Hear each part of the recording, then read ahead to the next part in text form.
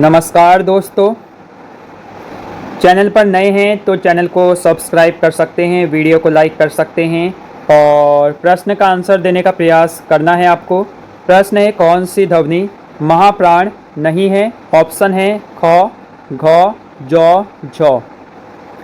देखिए दोस्तों, महाप्राण का फॉर्मूला है 24, यानी प्रत्येक वर्ग का दूसरा और चौथा वर्ण कहलाता है महाप्राण ध्वनि। कैसे, आइए देखते हैं। क वर्ग का दूसरा और चौथा वर्ण कहलाएगा महाप्राण ध्वनि। च वर्ग का दूसरा और चौथा वर्ण कहलाएगा महाप्राण ध्वनि। ट वर्ग का दूसरा और चौथा वर्ण कहलाएगा महाप्राण ध्वनि। ट वर्ग का दूसरा और चौथा वर्ण कहलाएगा महाप्राण ध्वनि। इसी प्रकार प वर्ग का दूसरा और चौथा वर्ण कहलाएगा महाप्राण ध्वनि। और साथ ही साथ आपको ये याद रखना है कि तीनों सौ, यानी सलजम वाला सौ, सपेरे वाला सौ और षटकोण वाला सौ, तीनों सौ कहलाते हैं महाप्राण ध्वनि। और इन्हीं के साथ ह वर्ण भी कहलाता है महाप्राण ध्वनि। देखिए, महाप्राण आपको हमेशा याद रहेगा क्योंकि महाप्राण शब्द के अंदर ही छुपा है ह। तो आइए इस प्रश्न को करते हैं हल। कौन सी ध्वनि महाप्राण नहीं है? तो हमें पता है महाप्राण कौन कौन से होते हैं। प्रत्येक वर्ग का दूसरा और चौथा वर्ण, तीनों सौ और ह। अब देखिए ख, क्या ये महाप्राण ध्वनि है? तो हाँ, ये है, क्योंकि क वर्ग में दूसरा वर्ण है ख, क, ख। उसके बाद क, ख, ग, घ। घ आता है चौथे नंबर में और ऑप्शन डी है झ। तो च, छ, ज, झ। झ भी आता है चौथे नंबर में। उसके बाद है जौ, चौ, छ, जौ। जौ आता है तीसरे नंबर में और जौ है अल्प प्राण, जबकि ख आता है दूसरे नंबर में जो हमारे फॉर्मूले के हिसाब से सेट है, और घ आता है चौथे नंबर में जो हमारे फॉर्मूले के हिसाब से सेट है, और झ भी चौथे नंबर में आता है जो हमारे फॉर्मूले के हिसाब से सेट है। लेकिन तीसरा नंबर हमारे फॉर्मूले में नहीं है, यानी महाप्राण के फॉर्मूले में नहीं है, याद रखना है। तो इस प्रकार हमने ये प्रश्न बहुत ही आसानी से हल किया। आइए देखते हैं इसकी व्याख्या। वे व्यंजन जिनके उच्चारण में श्वास अधिक मात्रा में निकलती है उन्हें महाप्राण व्यंजन कहते हैं। इसके अंतर्गत प्रत्येक वर्ग के दूसरे और चौथे वर्ण जैसे ख, घ, छ, झ, ठ, ड, थ, ध, फ, भ तथा समस्त ऊष्म वर्ण यानी तीनों सौ और ह आते हैं। इसी प्रकार वे व्यंजन जिनके उच्चारण में श्वास अल्प मात्रा में निकलती है उनको हम कहते हैं अल्प प्राण, और अल्प प्राण का फॉर्मूला है 135। महाप्राण का फॉर्मूला हमने देखा था 24। इसी प्रकार अल्प प्राण का फॉर्मूला है 135, यानी प्रत्येक वर्ग का पहला, तीसरा और पांचवा वर्ण कहलाता है अल्प प्राण ध्वनि। देखिए, अल्प प्राण ध्वनि के अंतर पहला, प्रत्येक वर्ग का पहला, तीसरा और पांचवा वर्ण आता है, और साथ ही साथ अल्प प्राण में य, र, ल, व वर्ण भी आते हैं जिन्हें हम अंतस्थ व्यंजन कहते हैं। जबकि महाप्राण का फॉर्मूला 24 है और महाप्राण के अंदर आते हैं तीनों सौ और ह, जबकि अल्प प्राण के अंदर आते हैं अंतस्थ व्यंजन य, र, ल, व, और सौ और यानी तीनों सौ और ह को बोलते हैं उष्म व्यंजन। ये आपको याद रखना है।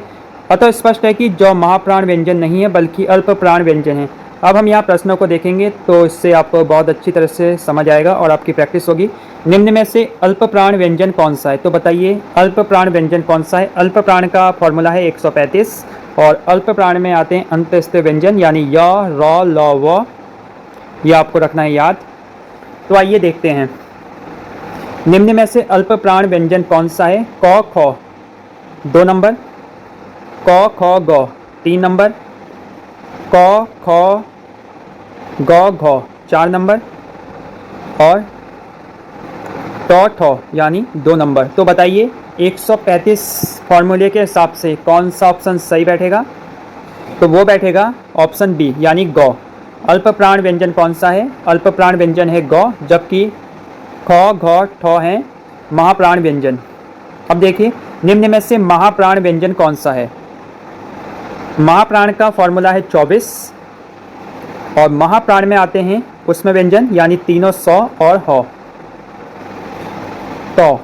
तो आता है पहले नंबर में, तो थो दो, दो आता है तीसरे नंबर में, प फ भ, प फ भ आता है तीसरे नंबर में, और उसके बाद है प फ भ म, म आता है चौथे नंबर में।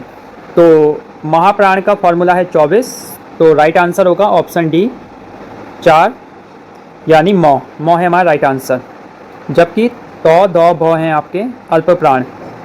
सभी महाप्राण वर्णों वाला समूह है। आइए देखते हैं, बहुत ही अच्छा प्रश्न है जिसमें सभी महाप्राण आपको वर्ण मिलेंगे, वो कौन सा है। महाप्राण का फॉर्मूला है 24 और तीनों 100 यानी उसमें व्यंजन प्लस 100 महाप्राण में आते हैं आपके।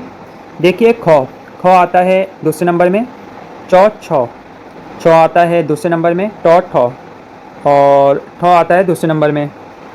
इसी प्रकार हम देखेंगे तो धो आता है दूसरे नंबर में, चौ आता है पहले नंबर में, उसके बाद तो ठो डो, दो आता है तीसरे नंबर में। उसके बाद मौ की बात करेंगे तो मौ आता है आपका प फ भ मौ आता है चौथे नंबर में।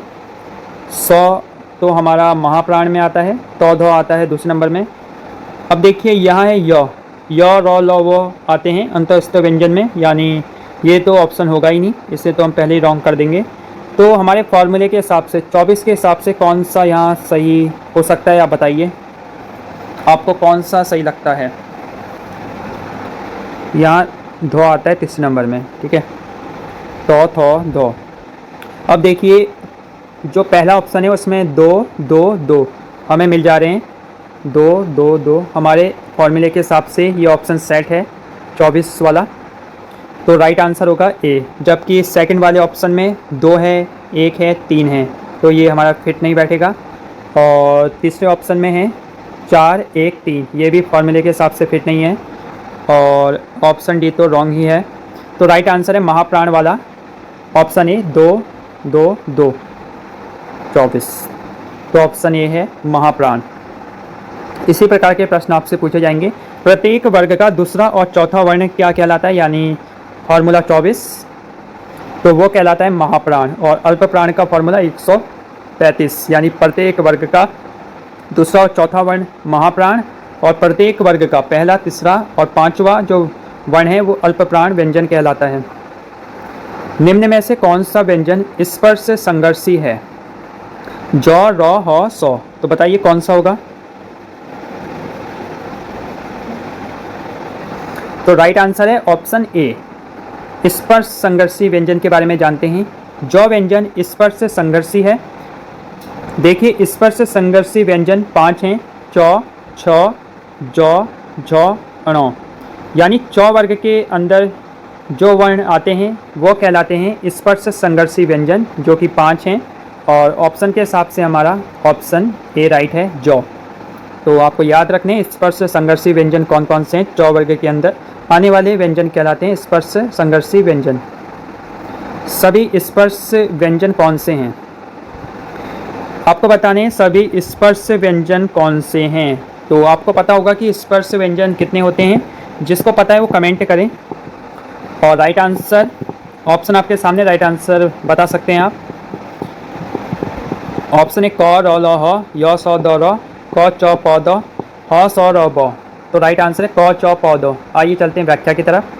तो व्याख्या कहती है कि क च प द स्पर्श व्यंजन है क से लेकर म तक के व्यंजन, यानी क वर्ग, च वर्ग, त वर्ग और ट वर्ग और प वर्ग, ये जो टोटल वर्ग हैं ये सब आते हैं स्पर्श व्यंजन के अंदर, और इनमें व्यंजनों की संख्या है 25।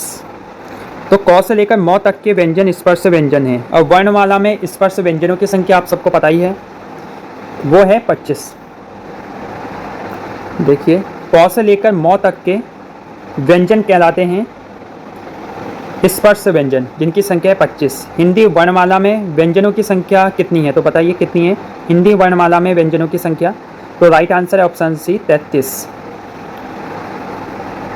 हिंदी भाषा में कुल वर्ण लिपियाँ हैं, तो बहुत ही प्यारा प्रश्न है। तो बताइए हिंदी भाषा में कुल वर्ण लिपियाँ हैं 44, 33, 52 या 48।